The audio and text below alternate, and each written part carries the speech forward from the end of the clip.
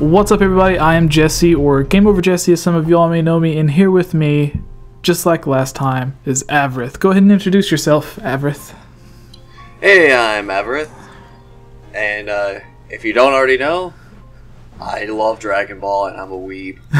Yes, so we are here to discuss the most recent episode of Dragon Ball Super, moving forward with the series. So we have discussions on what Vegeta's next power-up is. Is it Super Saiyan Blue 2, like many people are assuming? We have Avarith here saying, or calling it Super Saiyan Bluetooth. And then it could be Ultra Instinct, but the episode was kind of hinting it to be something different than Ultra Instinct altogether. So that'll be an interesting discussion that we'll get to in a moment. But we also have Frieza and Dispo, how that fight will likely end. We have a discussion on who will be the next to be eliminated. And finally, we have whether or not there will be fusions during this tournament. But to get back to our first topic, Avarith, Vegeta's next power-up. Is it Ultra Instinct, or do you think it is this Super Saiyan Blue 2, or possibly another form of Super Saiyan, whether it be white, gray, silver, black, orange, all the colors of the rainbow? Thank you, Masako X, for your color theory video. Yes. So, yeah, what are your thoughts on this? Well, from the little bit that we get to see, I'm going to specifically center on this episode rather than the full-on preview of what we see. Vegeta, it doesn't look like he's going to do at least Ultra Instinct, in my opinion. He's able to read Jiren's movements without being Ultra Instinct. Even Whis was looking at him like, oh, this is different. Maybe he's trying to do what Goku did. But it's Vegeta. So, yeah, I mean, even Jiren mentioned how he doesn't have any of the spark of innocence. It's all arrogance through Vegeta's fists. Yeah, and that pride is almost every time that Vegeta's attained another Super Saiyan form, it's always been because of his pride. Yes, and not to mention we mentioned this last time we did this kind of discussion, is he did blow up the hyperbolic time chamber at one point, so there is a power up there that we know does exist for Vegeta specifically. Yeah. Maybe this is him trying to utilize it in the Tournament of Power, thinking he might be able to fight Jiren at just regular blue, and then now showing off his newest form, that power-up that he was holding to beat the crap out of Goku. Well, it reminds me of, I think it was Geekdom 101. In one of his videos, he was talking about how the first time that we actually seen Super Saiyan 2 was with Gohan in the hyperbolic time chamber, and he went Super Saiyan 2 and then fainted.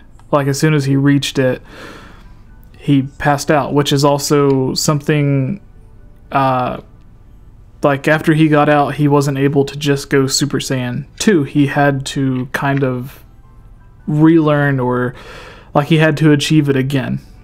He had to pretty much trigger it through a different thing. He had to actually let go, as the episode kept telling him to do. Yeah, and then there was the, whenever Goku went Ultra Instinct, the people, the gods, were talking, or the angels probably, were talking about how, although he went Ultra Instinct, they didn't think that he would have been able to go Ultra Instinct again. That although he accessed it, he might not know how to actually do it willingly.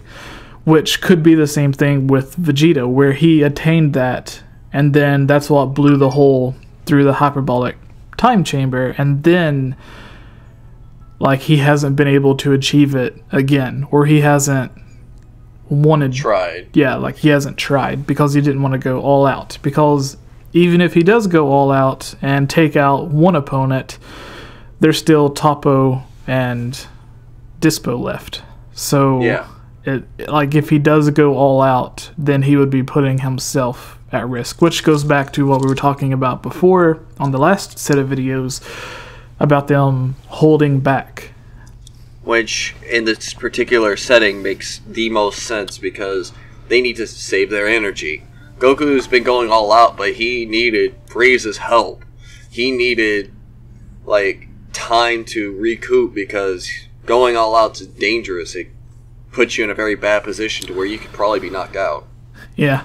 So with this new form, and we talked about this a little bit on the last episode, which was he could go Ultra Instinct, but what if he achieved a form that wasn't necessarily beyond Ultra Instinct? Because the way that I looked at Ultra Instinct is the only way that they've really described it so far is I assume there is some sort of power boost there, but we aren't necessarily sure how powerful that boost is, because although Jiren has it, we've seen Super Saiyan Blue, Vegeta, and Goku handle their own against him, although at that time they're not in Ultra Instinct. So what it makes me believe is Ultra Instinct, as they described it, is a way for your body to react before you have to think about it. Yeah. So you basically like instinctively dodge or block everything. Like your body protects itself without you having to think about it. So, which is why we did say that it requires a whole different level of being to be able to balance the attack and defense. Yes. You actually kind of have to switch modes in that particular arena. Jiren, when he's fighting Goku in this episode, says something along the lines of he's looking to achieve something beyond strength. So he's not looking to be the strongest. He's just looking for whatever this is to fully achieve Ultra Instinct, I assume. Where yes. Goku says the opposite, that he's training to get stronger, whereas Jiren was training for something more than just the strength. So my thought is, what if Vegeta doesn't achieve Ultra Instinct to where he can dodge every attack without thinking about it, but he achieves a form so powerful that it doesn't matter. Like his attacks are so strong or he's so fast already that it doesn't matter whether someone can automatically block it. Like, yeah, you can use Ultra Instinct and block his punch, but it's still going to break whatever bone he's punching because he's so strong. So that's what I'm thinking this is. An area where you can look at that that idea is in the original Universe 7 versus 6 arc, where Goku went Kaioken Super Saiyan and he's moving fast enough to where it didn't matter that time was being stopped for half a second. He was able to overcome that with sheer speed alone. Yeah, so I think, like, so what exactly do you think this form is? Do you think it is a simple, this is Super Saiyan Blue 2? Like, instead of having the different versions of the yellow Super Saiyans, we now have blue Super Saiyans, and that's what they're going to be going with in this series? I think that's what's going on. Yeah. You mentioned the blue orbs coming up. Yes. Okay. The conversation we were having prior to this, in the preview, and this I'm talking about the preview, so major spoiler warning is in this preview. We know that Vegeta attained something. They blatantly tell us. Yes. They don't say if it's Ultra Instinct or Blue 2, and that doesn't matter so much, because the trying to figure it out is what we're doing right now. But we see that Vegeta has attained something. It causes blue. The whole arena was looking blue. Orbs of blue light were arising out of the arena. Yeah. They say it's something beyond Super Saiyan Blue. They didn't say that about Ultra Instinct. That's its own thing, it sounds like. Yeah, and Ultra Instinct, I imagine, although being beyond Super Saiyan Blue in some ways, isn't necessarily a next level to achieve. Because we've seen Super Saiyan Blue, Goku, and Vegeta going head-to-head with Jiren and holding their own. So it has to be like something that's actually the next, whatever the next level is. Similar to how Super Saiyan Pink whatever you want to call it, Black Goku. Super Saiyan Rose. Yeah, Super Saiyan Rose was something similar to Super Saiyan Blue in terms of power level, but it was like its own form. But it was still on par with the Super Saiyan Blue. Yeah. I have been looking at this because I do listen to Masako X. We've established this in his color theory video. I've actually been watching his videos for like the past week or two. I just binged watch, as we were talking about before, a bunch of his What If videos. He's very... I don't want to say flamboyant, but the way that he tells his stories and the way that he does his videos I really like. So I've been watching a lot of his. Whereas Geekdom, like his videos are, or at least the ones that I've watched, the ones that I like, are more similar to this, where it's just two people talking about whatever the topic is, whether it's a top 10 or what happens next. And then there's like pictures in the background or whatever. So like that's personally my favorite types of videos. But even though Masako's aren't my favorite types of videos, the way he does his are so good that I still really like them. So there's a sense of respect there, and I can understand that. I think that judging by what we know about the color variations, and I'm utilizing Masako X, but I'm also utilizing what I've been gathering in detail at least as well. They say it's something beyond Super Saiyan Blue. They also show that Vegeta is standing next to Goku, but Goku is in Kaioken Blue. Vegeta didn't look any different, but he's standing there with Goku, making me think that means something. And I like overanalyzing things. It could mean absolutely nothing at this point. But I think it at least puts Vegeta on par, if not a little higher than Goku at Kaioken Blue. Which is great, because Vegeta kind of needs... He doesn't have Kaioken, so his way of catching up has always been different, and it's been all pure Vegeta. Yeah, and they kind of put Vegeta in the same situation that Goku went through, where it was an attack from Jiren that kind of pushed them to their limits. Like, Goku just completely vanished. Don't really know what happened to him. He, like, kind of blinked out of existence for a while, and then Goku's like, I'm out. Yeah, and then because they were looking around, they said his body wasn't on the battlefield, but he wasn't in the stands. So they were like, what happened? But with Vegeta, he just fainted, which I was like, well, this is how Universe 7 wins. Jiren just killed Vegeta.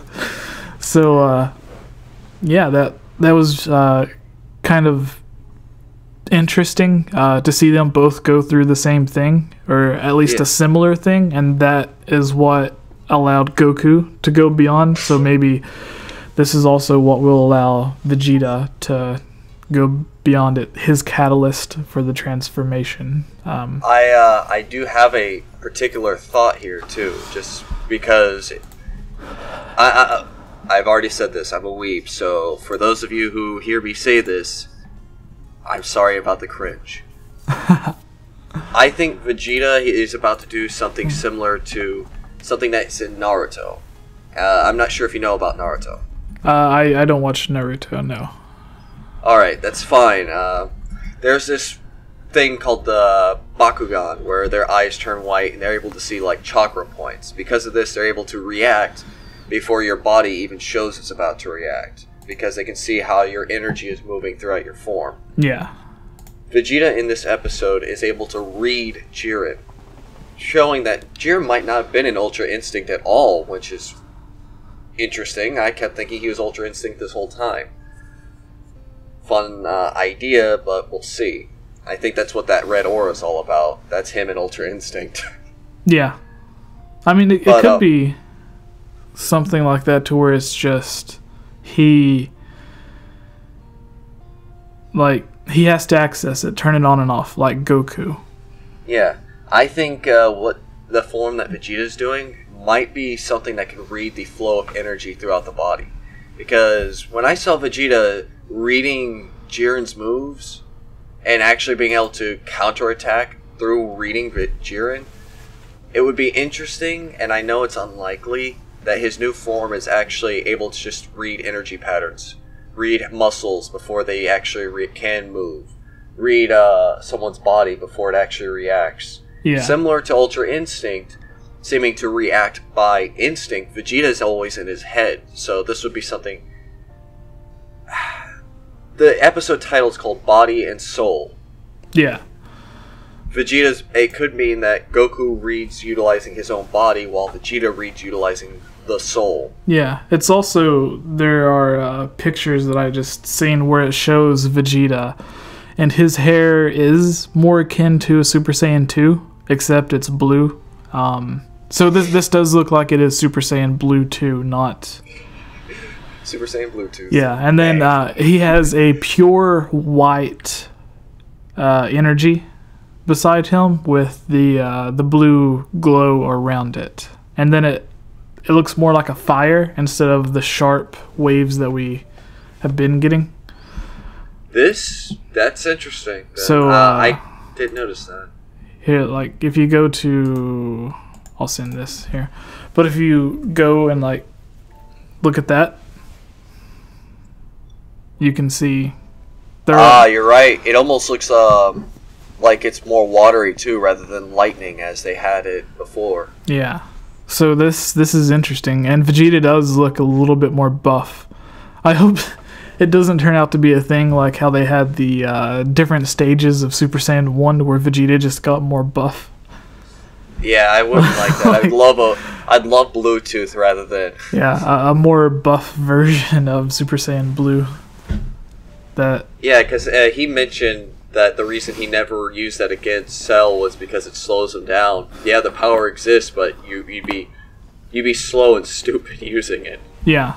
So how do you think this is going to end for Jiren? Because it's Goku, presumably close to full power, like the Kaioken times 20 at Super Saiyan Blue, and then we have this new level of Super Saiyan Blue from Vegeta. So do you think this is going to be the beginning of the end for Jiren? Well, or do you think in the Tournament of Power, this is the last stretch of it. The last 10 minutes or 5 minutes, I can't remember what time the last episode stated. But this is the final stretch. This is where you put all of your chips on the table. Knowing Dragon Ball more than just Super in general, they're likely going to make it to where, like, Frieza is going to take out Dispo or get taken out by Dispo, but Dispo is pretty much out of the fight, or Frieza's pretty much just out of the fight. 18 and Gohan likely going to do the same with Toppo, and it's literally just going to be Vegeta and Goku.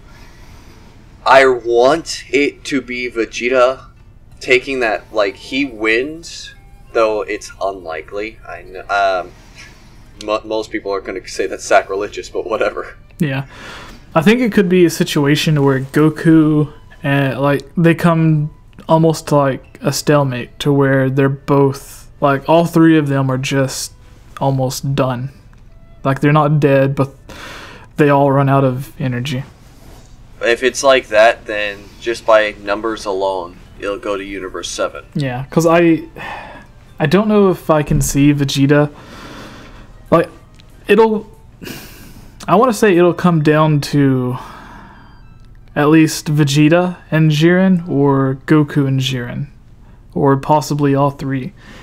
Because it's Toriyama, it's likely going to be Goku. Yeah, and then, like, if they throw a curveball and it's none of them, then it just gets kind of weird. Because I could see them doing that to make it so that it wasn't, like, an obvious thing through a curveball. But yeah, I still suspect that it'll come down to something where, like, Vegeta does something and, like, kills himself but kills him in the process, or, like, a double, like, he calls this a double elimination, but yeah, Goku is still left there. Like, Vegeta wins it, but Goku is the one who is left. There is something else that I noticed, and it's a small thing. It sounds like Vegeta wants to win the best warrior thing so he can get that wish on the Super Dragon Balls. Yeah. I have a feeling he's wanting to wish back Universe 6, or it's most likely that. But it shows that Vegeta is a little miffed about the whole idea that 6 is out. Yeah. So he is a Saiyan. Yeah, so final thoughts. Vegeta, we are saying that he does not obtain Ultra Instinct, but he does obtain Super Saiyan Blue 2. It looks like it. From what little we know, it seems like it's Blue 2. And this... No, it would be funny if it was Super Saiyan White. And then this completely scares Beerus. Because before Vegeta was bowing to Beerus and everything, and even as Super Saiyan Blue, Goku was getting close to Beerus. Did I say Super Saiyan 2? Super Saiyan Blue. Goku and Vegeta were getting close to Beerus, but they've not had a fight since the Battle of the Gods to confirm whether or not they are on his level yet. Like, they could have already passed it. We don't really know. But we also know that Beerus at least has some form of Ultra Instinct, which might have been hinted at way earlier on than I thought. That's a whole other discussion for another day. So with this, Vegeta may have already been past Super Saiyan Blue, but still kind of... Not Super Saiyan Blue, but past Beerus. But then, like, this Super Saiyan Blue 2 just takes it to the next level. To where, while they may have been on par before, now Vegeta would likely be able to dominate Beerus in the same way Beerus was dominating everybody in the Battle of the Gods movie. You reminded me of something, and it's actually because of Super, the series rather than the Battle of Gods movie. They do show that Beerus has an outline of his rival. It looked like it might be Vegeta. This could reference that Vegeta is the rival that Beerus was looking for the whole time. Oh yeah, possibly. Then we'd have to see. It would end up being something like Beerus would end up having some weird transformation, or like similar to Frieza, where Frieza's like, I haven't ever trained, and all it took was 4 months.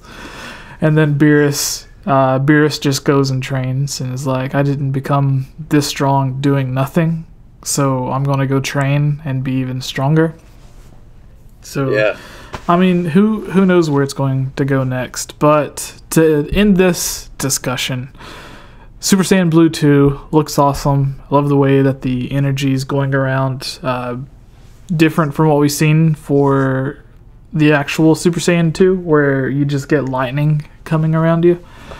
Which is still cool. Yeah, that's still awesome. Teen Gohan and Cell fighting is one of my favorites. So, but moving on to our next topic. So, the videos on this channel are funded by supporters on Patreon like you. If you're a fan of this channel and would like to join on videos, receive shoutouts, watch videos early, have your questions answered, or have your topic discussed on our podcast, please consider supporting on Patreon for these and many other rewards for just $1. Shoutouts for this video includes Link Use the Triforce, Rusty Caulfield, Lovable Christy, Give Time 15, Shadow to Us, Robbie Morgan, and Lunarium. I want to thank all of you for everything you have done to help support this channel.